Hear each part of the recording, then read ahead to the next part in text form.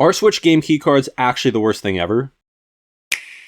So we've been seeing this discussion ramp up over time, and it's been around for like a year at this point. But game keycards, which are just physical cartridges you put in your Switch 2, and it just downloads the game from the eShop. There's no actual data on these cartridges. There's been boycotts on these, endless discussions, but have we actually been too harsh on them? Is there anything positive about it? I want to try to give the most balanced look I can at this. So let's take a look at the negatives first. You don't actually own the game. Well, you do, but let's say for some reason in the future Nintendo's servers were shut down, or they just didn't want to host a certain game anymore, because there's been digital games that have been pulled and people just have had them removed from consoles. So while we haven't seen this yet from Nintendo, at least I'm pretty sure they haven't done anything like this, that is a possibility. When you have a physical cartridge, when you have something that has all the data on it and no internet connection required, you own that game. They can't do anything about it. Another big negative is that the Switch 2 only has 256 gigabytes of internal storage, and micro SDs that are specific to the Switch or Switch 2 are pretty expensive. And if you get like 2 AAA games, that's the majority of the storage on the system. So with these, it's not even like you can save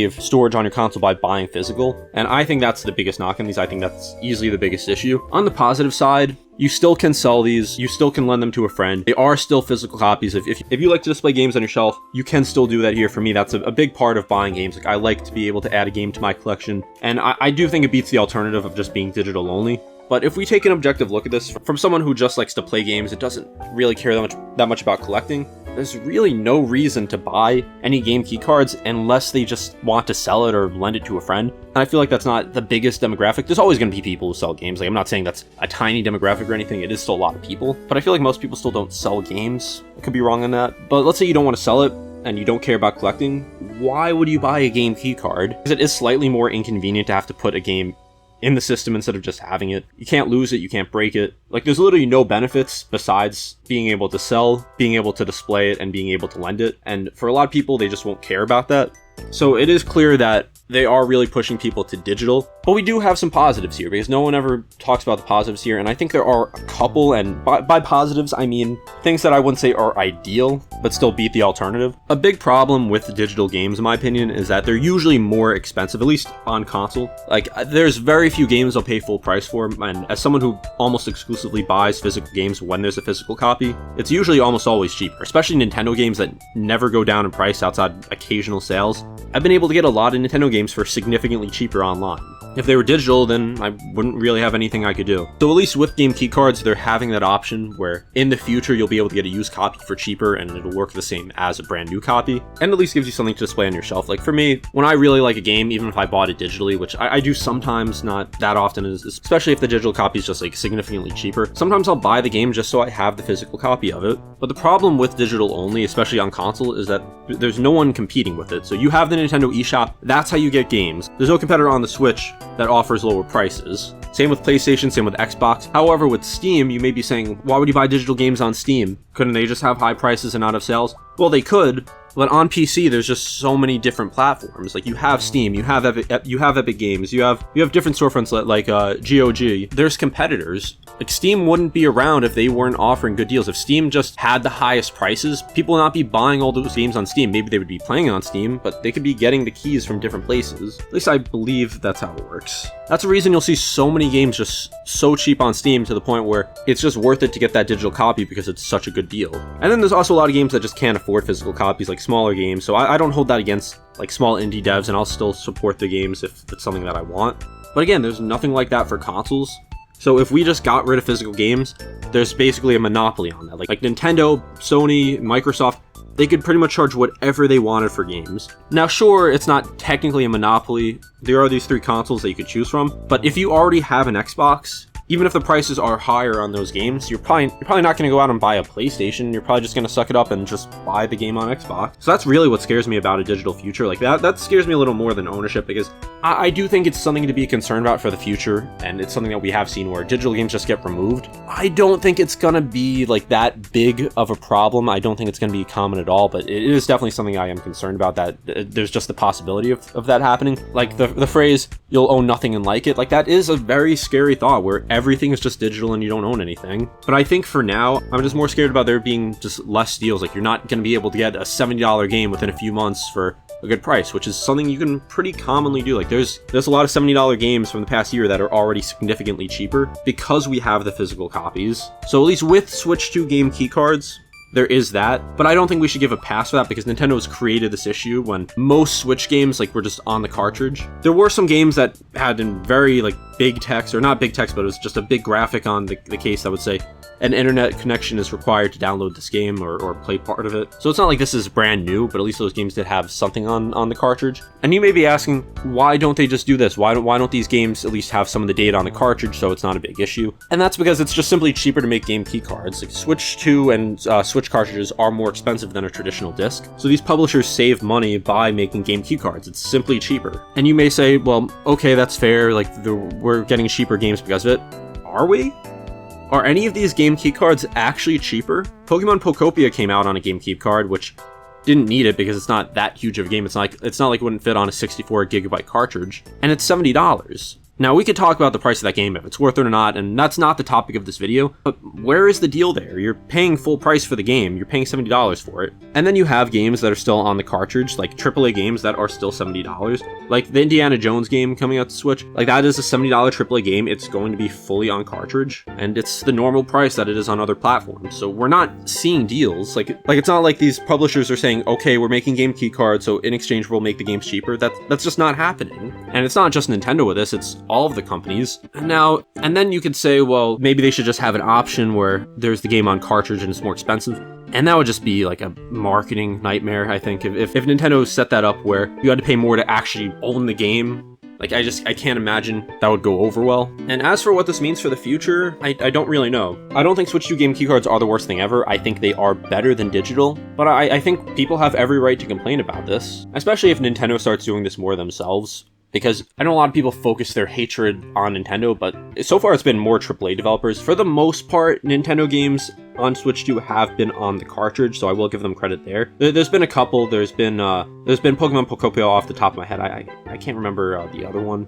But Nintendo has enabled third-party developers or third-party publishers to do this, and they've done it themselves, so they do deserve some criticism for this. Do I think boycotts are necessary for this? I actually don't think so, because I think if no one's buying game key cards, I think there's a good chance they just go all digital at that point. I do think that in theory, like maybe it could go the other way, like maybe it would actually push more publishers to do fully physical games, like games on the actual cartridge, but it could backfire, so you can look at it that way. Plus, these boycotts never work. But then you have people who say, like, I'm just never buying a game key card, I'll get the game digitally. And I just, like, I don't really, I mean, I get it, but at the same time, is that actually better than game key cards? Because that's even less ownership than just having the cartridge, even if it is just a key to play the game. Like, you'll never be able to sell that, you'll never be able to loan it, you won't get the actual, like, physical case for it. And I don't shame people for digital games, I think it's a ridiculous thing to do. If you want the convenience of digital games, if you don't care about having all the data on the console, and I mean, I know for Switch 2 game key cards, that's what it is anyway. And if you don't want to have to worry about keeping the disc in good condition, because I know for a lot of people, like they may live in a small space where it's kind of annoying to find space for that, and that's totally fine. There's no reason to shame anyone for preferring digital games. But the way I see it, if you buy physical games because you like to own them or you like to display them, Switch 2 game keycards are still the better option. And I say that reluctantly because you don't own the game. Like you own a key for the game, but you at least have some agency there. So that's why I do say it's better. And unfortunately, it looks like the direction we're heading in for all the companies is just a more digital future.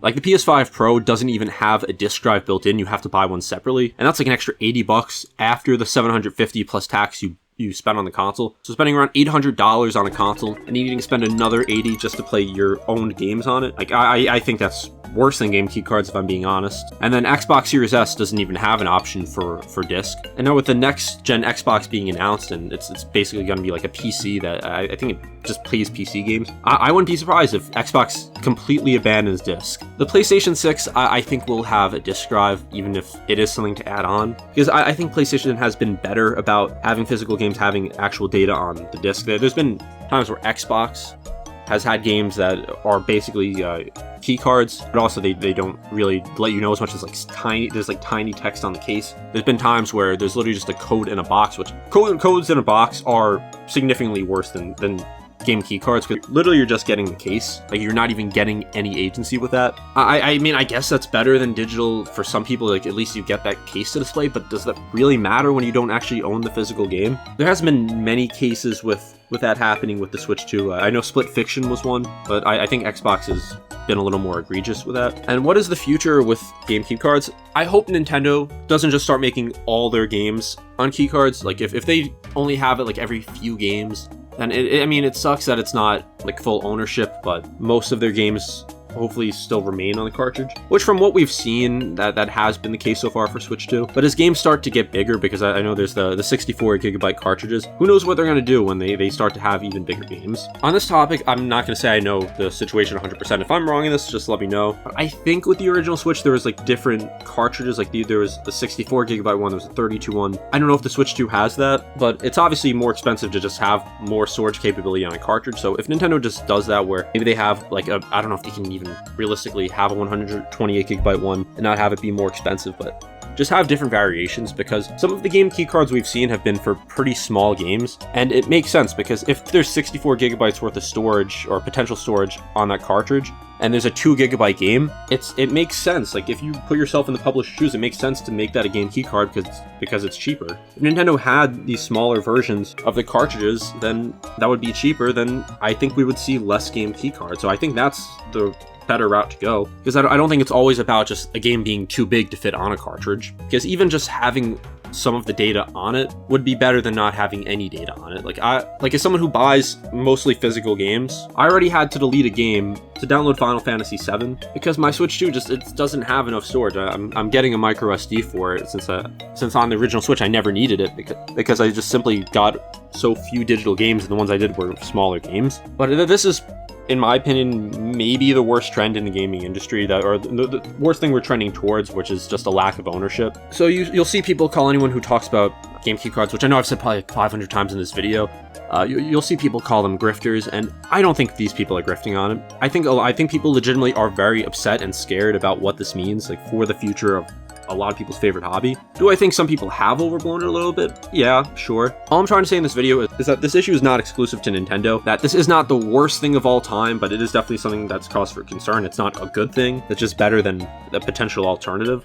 I don't plan on boycotting these, because if I want a game and the option is a game key card or a digital copy, I'd still like to at least have the game, like to have the physical game, but it could impact my decision on if I want to buy something. If I'm on the fence about something and I would have to commit 90 gigabytes of my storage to that rather than just buying it and playing it, like, that is something that could affect my decision making. But those are just my thoughts on this.